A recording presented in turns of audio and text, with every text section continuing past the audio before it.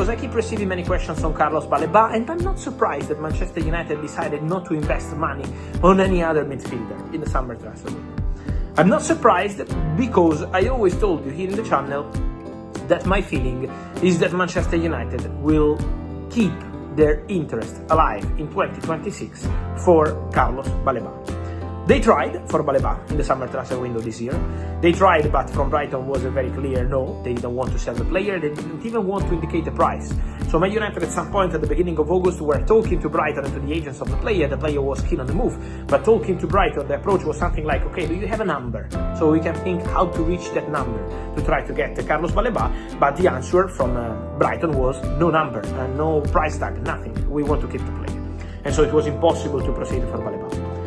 But I can tell you that for 2026, the idea of Manchester United remains Carlos Baleba. So I'm sure that he will not be cut off the list of Manchester United for 2026.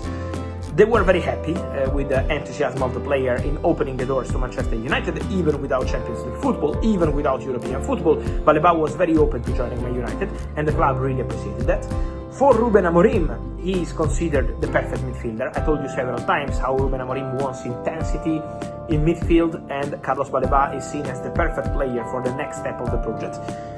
Then obviously we have to see how it will continue between Man United and Ruben Amorim, but the idea is to keep the name of Carlos Baleba very high on the list, because it's a name approved by the coach, it's a name approved by the recruitment team, it's a name approved by the management, so they all want Baleba. It was not possible this summer, but Man United, instead of spending maybe 30, 40, 50, 60 millions on another midfielder that maybe they don't trust 100%, or maybe was not available on the market, because sometimes in the market it's also like this.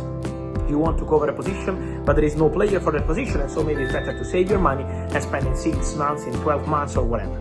So the idea of Manchester United remains to keep close eye to the situation of Carlos Baleba, also for 2026, as they are very, very interested in the player, and they really appreciated how he was behaving during the negotiation, again, with Manchester United.